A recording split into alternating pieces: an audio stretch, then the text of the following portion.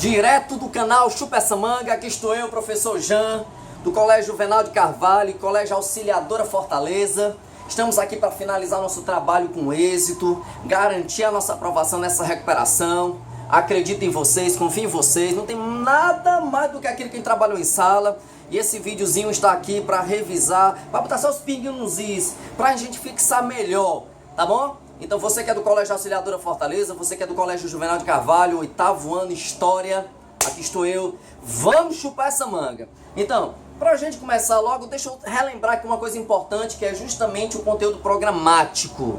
Na nossa primeira etapa, eu separei o capítulo 3, que trata-se do assunto a escravidão africana no Brasil. Na nossa segunda etapa, eu separei o capítulo 5, os assuntos são o reinado de Dom Pedro I, as regências, o reinado de Dom Pedro II. Então, o período monárquico. Tranquilo?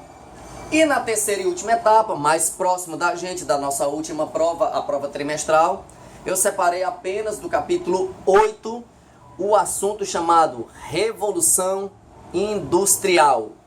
Tranquilo? Então vamos lá, vamos chupar essa manga aqui comigo aqui. Como tá facinho aqui, vamos apenas refrescar a memória. E como eu falei, se for necessário, galera, rever o vídeo várias vezes para fixar, tá certo? Anota se necessário for, vai anotando, marcando no caderno. E no mais, meu amigo, vamos só chupar essa manga. Tá beleza? Tá valendo? Então vamos lá. Então, sobre o nosso primeiro assunto, que é a escravidão africana no Brasil. Nós discutimos várias coisas importantes na nossa aula. E vale a pena refrescar mais um pouco falando o seguinte. Então, a respeito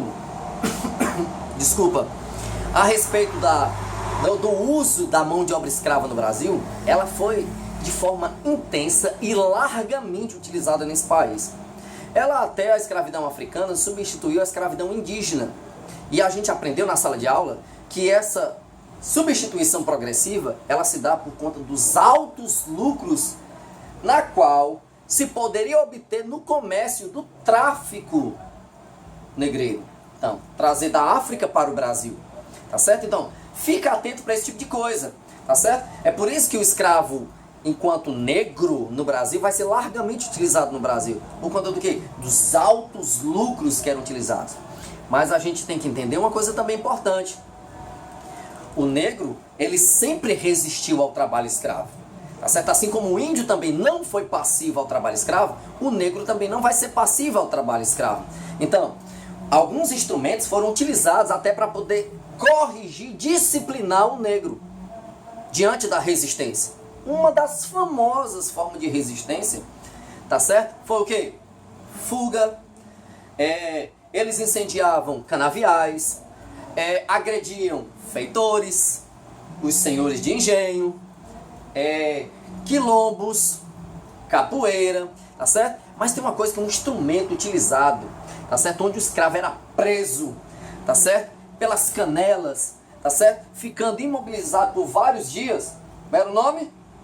Tronco. Daí eles levavam as famosas chicotadas, tá bem? Então, a gente aprendeu também que houve o maior quilombo da história desse país. O quilombo de maior resistência na história da escravidão desse país. Tá certo? Ele até foi, o líder desse quilombo foi até considerado como o rei. Qual é o nome do cara? Zumbi. Zumbi dos Palmares. Tá certo? Então, agora me diz uma coisa. Qual é o mestiço? Tá certo? Que é originário, já que o Brasil é um país de mestiçagens, qual é o mestiço originário do cruzamento, já que a gente está trabalhando o negro africano, o cruzamento do branco com o negro? Como é o nome desse mestiço? Mulato. É o mais predominante nesse país. Tá bom? Uma coisa importante também que você não pode deixar de entender é que na hora daquela travessia, tá certo, que os navios tombeiros vinham superlotados para cá, para o Brasil, muitos morriam, tá certo, pelos maus tratos. Um copo d'água a cada 3 dias, mal alimentados, mal acondicionados, superlotados. Muitos morriam na travessia. E outros também morriam aqui também, na separação familiar, a questão psicológica. Então muitos negros morriam De saudade. Tá certo? Então, de uma profunda depressão. Tá certo? Fazia o escravo deixar de alimentar-se. E claro, isso poderia levá-lo à morte. Como é o nome disso? Banzo. B-A-N-Z-O. Banzo. Tá certo? Dessa profunda depressão. Havia aquele capataz da fazenda, né, que era encarregado da vigilância, tá certo? E da própria punição dos escravos. Como é o nome dele? Feitor. Tá bom? E aí, claro, os quilombos eram uma grande forma de resistência, porque lá agremiava vários negros fugidos, tá certo? Então, mas houve um bandeirante que destruiu o mais famoso dos quilombos. Você sabe me dizer como era o nome desse bandeirante? Domingos, que era o Domingos Jorge Velho. Domingos, tá certo? E o quilombo você já sabe, o quilombo dos Palmares, na qual o Zumbi era o grande líder, que era até considerado como um rei, tá certo? Outra coisa também importante que você tem que entender na história da escravidão africana no Brasil é o seguinte: havia um lugar, tá certo? Havia um lugar onde ocorriam os castigos públicos aos escravos. Chama-se Pelourinho, tá certo? Pelourinho era um tronco também, onde o negro era castigado também fisicamente, só que era de forma pública. Esse pelourinho também simbolizava que naquela região havia trabalho escravo. Esse pelourinho também simbolizava que naquela região, além de trabalho escravo, além de ser utilizado como punição para escravo de forma pública, ali também poderia ser feita a arrecadação de impostos. Tá certo? Então aquela região tinha autonomia de impostos. Tá bom? E claro, como no próprio espaço da fazenda onde o negro trabalhava, arquitetonicamente existe uma grande dicotomia, uma grande diferença. Porque existia a casa grande, confortável, abastada, e o contrário dela era o alojamento dos escravos, sem salas, tá certo? Era o local onde os negros ficavam, onde os negros dormiam, muitas vezes direto no chão batido ou com uma esteirazinha, tá certo, de palha, para dormir em cima, acorrentados. Então esse local muito pequeno, poucas janelas, tá certo, para evitar principalmente as fugas. Então, nesse assunto também, que aí já envolve o próprio assunto do período monárquico, a gente não pode esquecer uma coisa importante também, que foram as leis abolicionistas. Tá certo? Porque as leis abolicionistas elas só passam a surgir no Brasil no período monárquico, principalmente no Segundo Império, quando Dom Pedro II está governando. Mas para começar todo esse movimento de fim da escravidão no Brasil, começa a partir de uma lei britânica de 1845 chamada Lei Bill-Aberdeen. Essa lei, na verdade, ela conferia à marinha mercante, que era a maior do mundo, era a marinha inglesa, tá certo? O direito de aprisionar qualquer navio negreiro. Essa era a forma que a Inglaterra encontrou para poder forçar o Brasil a acabar com a escravidão. Supervisionava o Atlântico, tá certo? Se fosse encontrado um navio com negros, os negros eram devolvidos na costa africana, o traficante era levado a Londres, era julgado e até condenado à morte. Isso aí quem determinava era os ingleses nos seus julgamentos, tá certo? Por causa disso, 5 anos depois, 1850, é aprovada aqui no Brasil a famosa Lei Eusébio de Queiroz. Presta atenção agora para não confundir. A Lei Eusébio de Queiroz, ela combateu apenas o tráfico de escravos. Combateu o tráfico. Ela não combateu a escravidão. Combateu o tráfico. Então, esses 5 anos, a Inglaterra afundava navios, matava traficantes, trazia muito prejuízo. O Estado resolveu aprovar a Lei Eusébio de Queiroz, conferindo o quê? O combate ao tráfico negreiro. Beleza? E aí vem a nossa primeira lei paliativa. Ó, paliativa, tá prestando atenção aí, Sabrine? Ó, paliativa progressivamente, tá certo? Nossa primeira lei paliativa, chamada Lei Rio Branco. Ela foi aprovada em 1871 e ela concediu liberdade aos nascidos a partir daquela data. Aos nascidos a partir daquela data. Aos nascidos, então, é a lei do ventre livre. Qual é o outro nome que ela tem? A lei do ventre livre, Lei Rio Branco. Cuidado que pode na prova aparecer ou o nome Rio Branco ou o nome ventre livre. É a mesma coisa. Beleza? Tranquilo? Pegou aí? Então vamos lá. Então, a próxima lei foi de 1885, que foi a Lei Saraiva-Cotegipe. A Lei Saraiva-Cotegipe também era conhecida com o nome Lei dos Sexagenários. Então, essa lei, ela concedia liberdade aos negros a partir de 60 anos.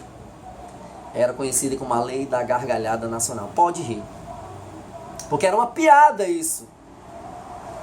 Você percebe que o Brasil está libertando os escravos pelos extremos? Nascidos e velhos.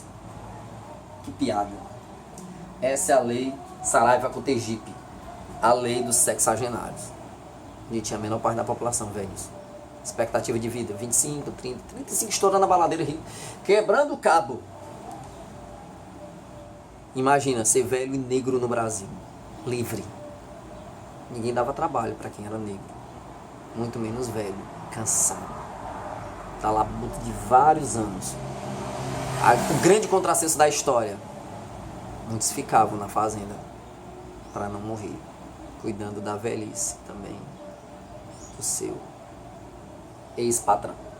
Chupa essa manga. Pegou aí, Ricardo? Beleza? Vamos lá. E por fim, vem a famosa Lei Áurea, 1888. É um ano antes da proclamação da República. Que aí, na verdade, essa lei assinada pela Princesa Isabel, tá certo? Essa lei, ela declarou extinta a escravidão no Brasil. Você tem que ficar atento a todas essas leis que eu acabei de citar, tá bom? Eu vou lembrar uma coisa pra vocês, daquele filmezinho do Mauá, aquele filme que nós assistimos, né, que mostrava a infância, o enriquecimento e a própria falência do Irineu Evangelista de Souza, né, que cronologicamente foi de 1813 até 1889, né, a vida dele, o grande empreendedor gaúcho, tá certo? O famoso Barão de Mauá, que no final das contas recebeu o título de Visconde de Mauá, o primeiro grande empresário brasileiro, responsável por uma série de iniciativas modernizadoras para a economia nacional, tá certo? Ao longo do próprio século XIX, como ferrovias, né, que a gente aprendeu nas aulas, eletricidade, né, que era a iluminação do Rio de Janeiro, né, uso da eletricidade, iluminação a gás, desculpa, tá bom? Companhias de navegação, tá certo? Uma coisa que ele gostava muito era de ferrovia. Mas tudo bem. Mas tem uma parte lá, uma cena interessantíssima, que retrata o significado simbólico, tá certo? Sobre o negro escravo e o negro livre. Era o quê? O uso do sapato. O sapato era o símbolo se o negro era alforriado ou livre. Então quem usava sapato negro era alforriado no Brasil. Tá certo? Tranquilo? Mas aí o que é que acontece? Quando vai se aproximar do nosso outro assunto, que é o Primeiro Império, a gente aprendeu que no dia 9 de janeiro de 1822, Dom Pedro recebeu um documento pedindo que ficasse no Brasil. Esse dia ficou conhecido como o dia do fico. Ele ficou, e no dia 7 de setembro de 1822, do mesmo ano, no dia 9 de janeiro, foi o dia do fico. No dia 7 de setembro do mesmo ano, 1822, foi proclamada a independência do Brasil. As margens do rio Ipiranga, que fica em São Paulo, tá certo? Aquela famosa pintura, aquela pintura fictícia, que está lá no Museu do Ipiranga em São Paulo, tá certo? Então, e ao regressar ao Rio de Janeiro, tá certo? Que era a capital do Brasil, foi aclamado o quê? Imperador do Brasil, e foi coroado com o título de Dom Pedro I. É o primeiro reinado, que foi de 1822 até o ano de 1831, que só durou, na verdade, 9 anos, tá bom? Então, nesses 9 anos, tá certo? A independência, ela foi realizada unicamente por pessoas que estavam no poder. Então, pela própria elite. A elite que era formada pelos grandes proprietários de terra. Então, foi essa galerinha que formou toda a história da independência do Brasil. O povo brasileiro não ajudou na realização dessa independência. O povo ficou à margem da independência do Brasil. Não participou da independência do Brasil. A independência do Brasil não foi recebida de bom grado em todo o país, porque existiam portugueses que moravam aqui que desejavam ainda o que é essa continuidade de controle português sobre o Brasil enquanto colônia, certo?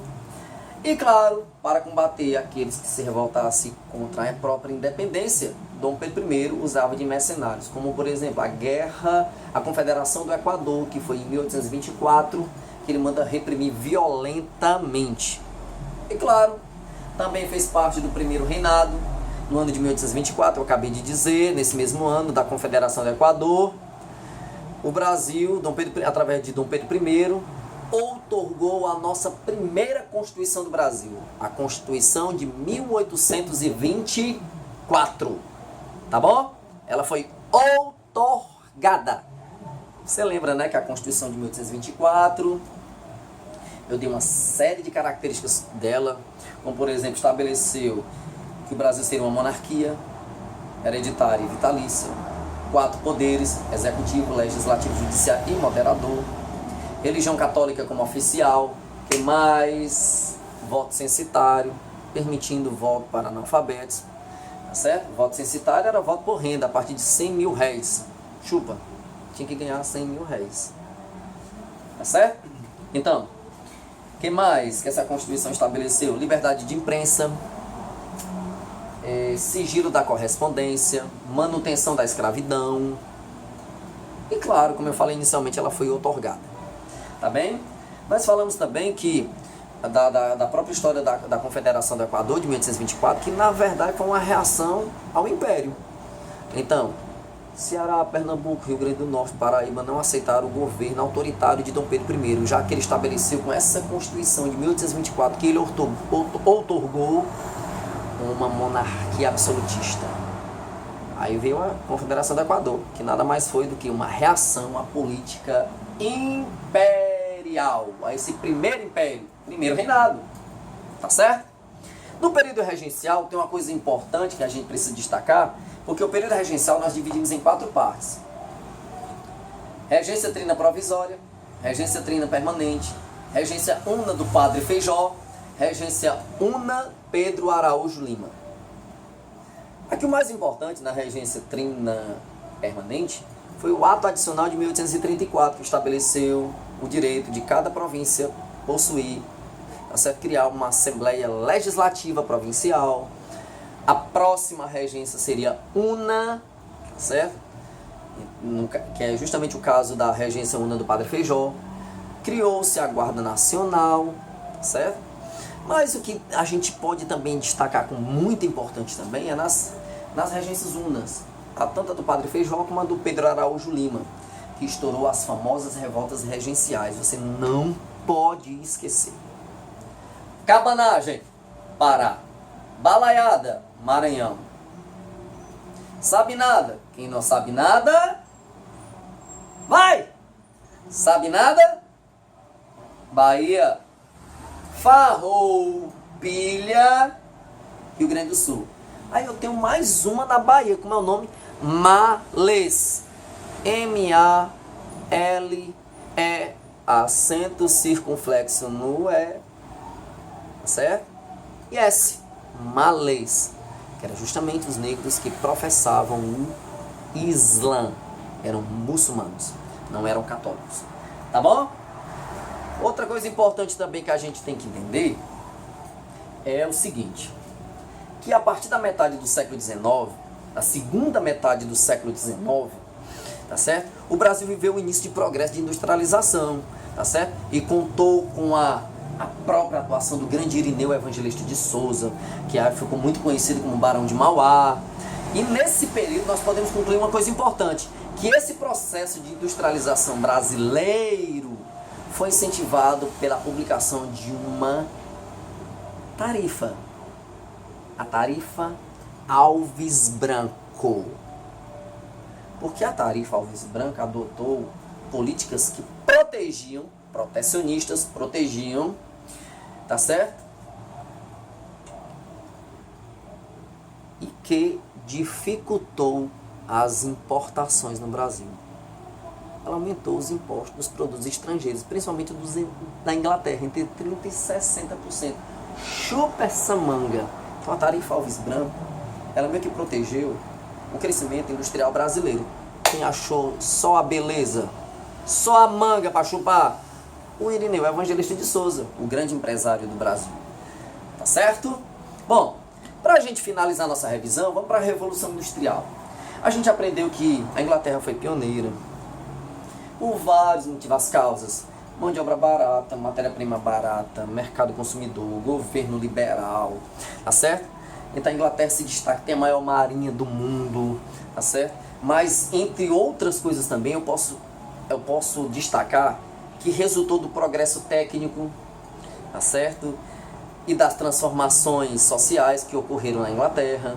Eu posso destacar um grande processo histórico que consistiu na substituição da ferramenta pela máquina.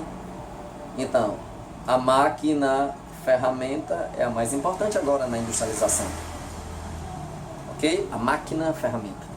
Outra coisa importante, ela provocou o surgimento de uma nova classe social, que é o proletariado. Definição para proletariado, Jean: é todo aquele que vende a sua força de trabalho em troca de pagamento. É todo aquele que vende a sua força de trabalho em troca de pagamento. No Brasil, a gente costumeiramente chama de assalariado. A palavra mais erudita é proletariado. Surgiu essa classe social com a industrialização. Ok? Outra, possibilitou o aumento da produção por um custo relativamente baixo, porque era produção em série, tá certo? E, consequentemente, a redução no preço da mercadoria, para poder vender mais. Faz mais em menos tempo, então eu consigo produzir um volume maior, e aí eu posso vender mais barato. Entendido? Tá certo? E aí a gente até falou os 3 tipos de indústria que existiram no Brasil. Desculpa, os 3 tipos de indústrias que existiam no mundo. Tá certo? O da Revolução Industrial a gente chama de maquinofatura. Mas ela não é a primeira, ela é o 3º tipo de industrialização. A primeira é o artesanato. A segunda é a manufatura. A terceira da Revolução Industrial que a gente está estudando na prova é a maquinofatura. Então vamos separar aqui, dar nome aos bois. Por exemplo, a fase em que o capitalismo industrial é artesanato, manufatura ou maquinofatura? Maquinofatura. A fase comercial do capitalismo? Manufatura. A fase pré-capitalista? Artesanato. Tudo feito manualmente, do começo ao fim, da matéria-prima até o acabamento final. Pré-capitalista. Certo? Por exemplo, os artesãos eram donos dos próprios meios de produção. As ferramentas, matéria-prima, realizava todas as etapas da fabricação da mercadoria. Artesanato. Do começo ao fim. Uma só pessoa. Entende? Outra coisa. Substituição das ferramentas e da força humana por máquinas. Que essa substituição era progressiva, do homem pela máquina. Tá certo? Usando as forças da natureza, como por exemplo água, vento, vapor. Maquinofatura. Outra coisa. Os artesãos executavam apenas uma etapa do processo de fabricação do produto. Manufatura. Os comerciantes, manufatureiro era o dono da matéria-prima, responsável pelo pagamento de salários aos artesãos. Manufatura também. Ok? Então, basta você entender essas características todas importantes, tá certo? Sobre a questão da própria industrialização britânica, que muda a estrutura do trabalho mundialmente. Já que a Inglaterra foi pioneira, tá certo? Ela se torna a maior indústria do mundo. O país mais rico do mundo. Certo? No mais, eu quero agradecer aqui imensamente a vocês. Então, como eu falei, assista várias vezes o vídeo, se necessário for. Certo? Não esquece de dar like, beleza? Então, nós estamos aqui. Para mim foi um prazer ser professor de vocês. E eu quero que todos passem. Certo? Assista esse diabo de várias vezes para poder passar nesse negócio. Tá bom? Um beijão pra vocês e o meu eterno agradecimento ao Colégio Auxiliadora Fortaleza. Colégio Auxiliadora Fortaleza. Tá certo? Foi um prazer, saudades, saudades, saudades por ter acreditado no meu trabalho, tá certo? Foi um prazer imenso, tá certo? Eu, em nome de toda a equipe de professores que trabalhamos, os que trabalharam vários anos nessa escola, olha, foi um prazer imenso trabalhar nessa grande escola das Irmãs Salesianas. E para vocês, tá certo? Que são do Colégio Auxiliadora, que vão ou para o Juvenal de Carvalho, para outros colégios, tá certo? Qualquer coisa, pode me procurar no meu canal, no Professor Chupa Essa Manga, tá certo? Eu vou sempre estar postando revisões. Então, fica aqui a minha saudade e as minhas alegrias também para vocês. No mais, galera, chupa essa manga. Valeu, galera!